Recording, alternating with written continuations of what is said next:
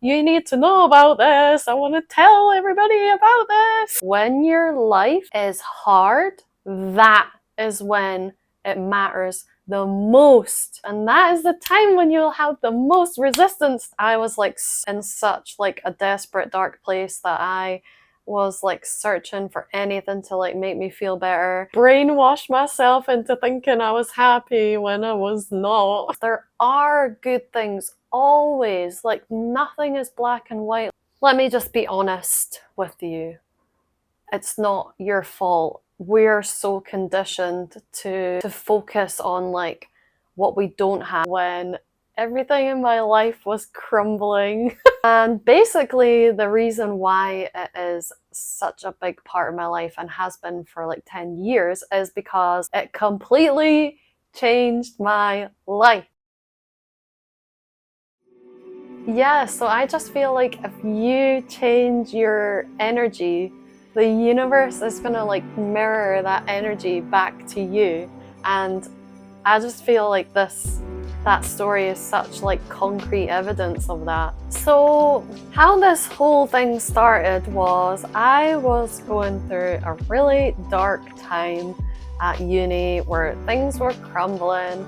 I was going to therapy, and this was back when therapy was not very mainstream, and I was like kind of like struggling mentally to get by. All these things from the past were like finally coming up to be like, you need to look at this. And I was like so in such like a desperate dark place that I was like searching for anything to like make me feel better. And I was like looking on Pinterest, and I got into this weird habit of like looking up inspirational quotes on Pinterest and like everyone, because they made me feel better. They made me feel so much better. And another weird thing that I did during this time was, this was back when the song Pharrell Happy had just came out, and I found this website that played that song over and over for like 24 hours. And I just used to like, I think for like 1 month or something, I would just put that on in the background and try and like brainwash myself into thinking I was happy when I was not. I don't really advise that, but I think like that's kind of funny, poor Simone. But yeah, so I found the gratitude thing from a post on Pinterest, and the way that this person did it was they would write what they were grateful for and they'd put it in a mason jar. And then, yeah, and I just thought that was really cute and nice, and I was like, I'm gonna try this. And what I do, I can't remember if the original post did this as well or not, is I open up my gratitude jar. Sorry guys, but I do not have a mason jar this year because the planet.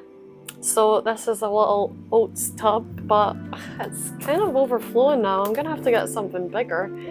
So this is 2024, the 2024 one. Yeah, so what I do on New Year's Day, and this is really nice, especially if you're like a bit hungover on New Year's Day and you're kind of like questioning your life and your life choices, is I open these up and I read them all, and it is so nice because you forget some things that happened, and obviously like everything in here is positive, and to just like open that up and like read it all, it's just like, oh, it's such a beautiful, nice, heartwarming experience. And then yeah, when you like read things that you forgot happened, it's just like, oh, I forgot about that. Yeah, so it's just a really nice ritual that I like to do. I also started doing this consistently again during COVID, and I don't know if I would have survived COVID without doing that as well. It really got me through. Yeah, so the other ways is that gratitude has affected my life. Affected or effected? Affected.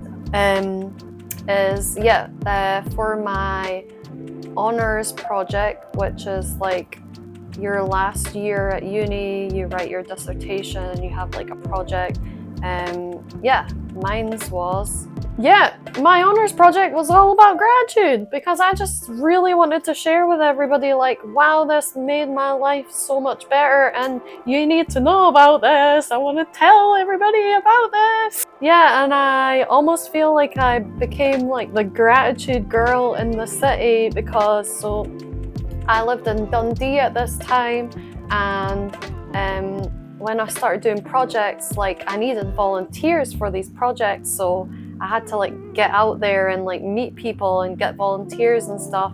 And so people started to like know about me and me doing that. And you might, if you know Humans of New York, we had like Humans of Dundee in the city. And one time the people from Humans of Dundee, they must have heard about me doing this gratitude jar project, and they asked me if I could like be in a photo, and then they like interviewed me and they put a little quote beside it, and I will find that photo and I will post it somewhere here.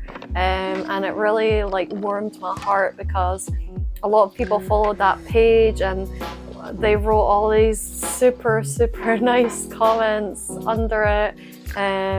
Yeah, so I felt like I became like the gratitude girl, which is nice. I'll take that, you know. Yeah, and like so for me, the symbol of the mason jar is so linked to gratitude for me now that when I was in Thailand years later, I decided to get a mason jar tattooed on my arm to symbolize gratitude. And if you see like my arm like this, it's actually upside down for you, but it's the right way up for me because this is really a reminder to me that there is always something to be grateful for.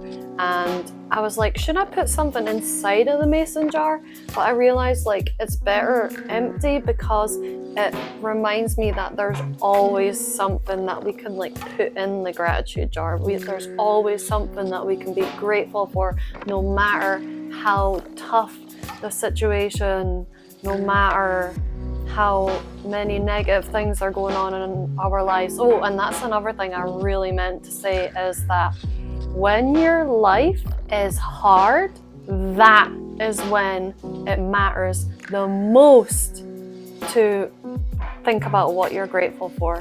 Because when your life is great, like you're just like la la la, everything's great, like yeah, I'm grateful for my life.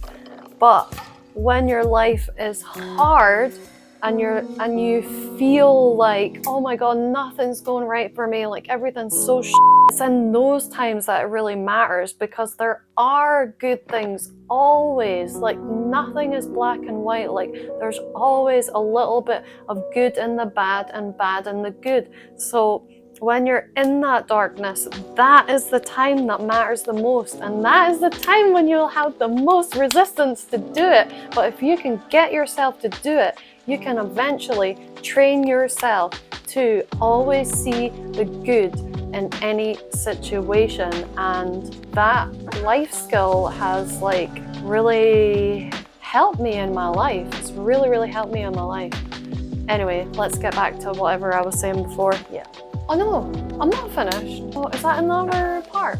Hoping. I want to talk about some like gratitude exercises that you can do, but I want to make it really brief because, to be honest, if you go on the internet and type in like gratitude exercises, there are probably like so many out there because it's kind of starting to become more known now that like gratitude is such a high vibe emotion. I forgot to say also that my dissertation had a lot about the health benefit of expressing gratitude as well. And I got an A+ for my dissertation, and I'm not a very good writer. Anyway, yeah, so I don't really want to like come up with all these exercises. You can go and look yourself. But for me personally, just writing what I'm grateful for every day. I mean, it doesn't even have to be every day, but I just personally doing the everyday thing because I just think it just makes you like, it just turns you into a grateful person, and it's so beautiful and it's so amazing and it's such a nice ritual.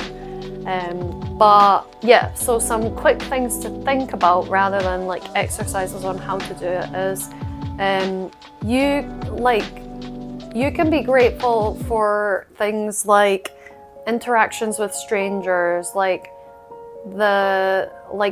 our needs being met in life, you know, like food, shelter, air, all of that kind of stuff. You can be grateful to people. And something that I like to do is whenever I write that I'm grateful for someone, I always try to take a photo of it and send it to that person to let them know, because then it's like you are sharing the gratitude. And how nice is it when somebody says to you like, I'm grateful for you? Like, that is just the most beautiful feeling. So if I can give that feeling to someone else, then why wouldn't I do that? Now I'm grateful and they're grateful too, and they're feeling good too. So yeah, you can write about things, you can write about places, you can write about needs, you can write about people that you're thankful in your life. You can be grateful to yourself. I've started doing this a lot recently, like being like, hey, like I am grateful that I decided to do this thing for my mental health, or that I was brave and did this thing and that's gonna help me in this way. So yeah, those are just like some little ideas. And now I want to talk about a good way to make yourself feel grateful when you feel like you're faking it. Like at the beginning when you're like, oh, I'm trying to be grateful, but I don't actually feel grateful. So a good thing to try is to imagine your life without that thing. That will generally help you to feel like genuine gratitude for this thing. For example, I'm grateful that I'm living in a safe environment and I have shelter. Maybe I'm writing that and I don't actually genuinely feel grateful for that. So what I can do is imagine a life where I'm not in a safe environment, where I don't have shelter from like the weather and stuff, where I don't have like this safe place. Now I feel anxious, I feel horrible, I feel scared, like I can actually feel it in my heart right now. It's horrible. And then realizing that that could have been my life makes me feel grateful that I have that thing.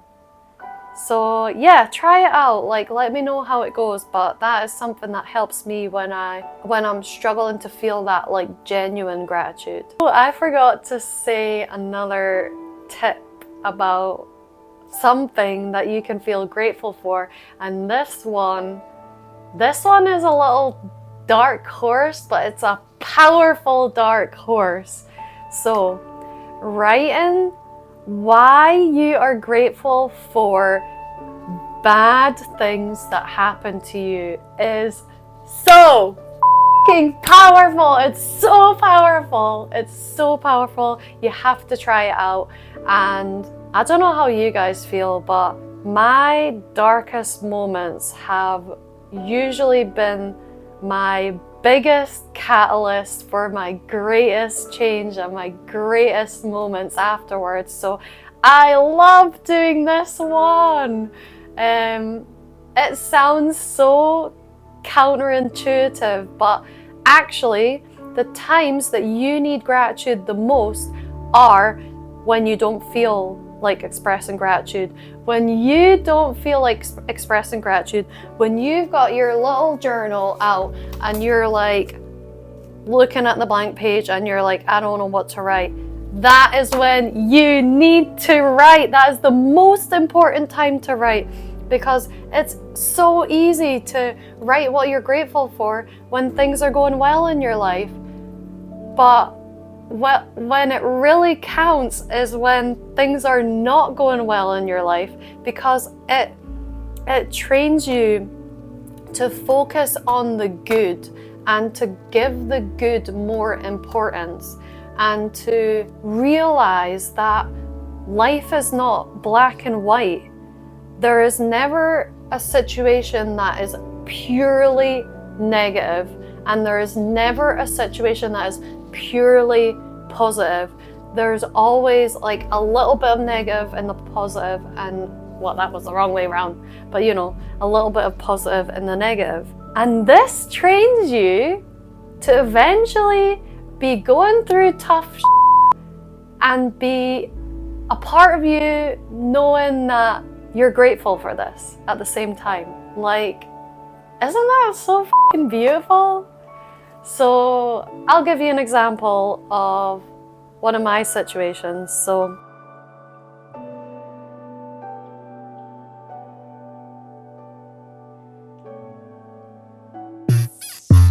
but okay, let's go on procrastinating. I don't think coffee makes us work better. I think it's making my brain a jumbled spaghetti right now. I'm not breathing again.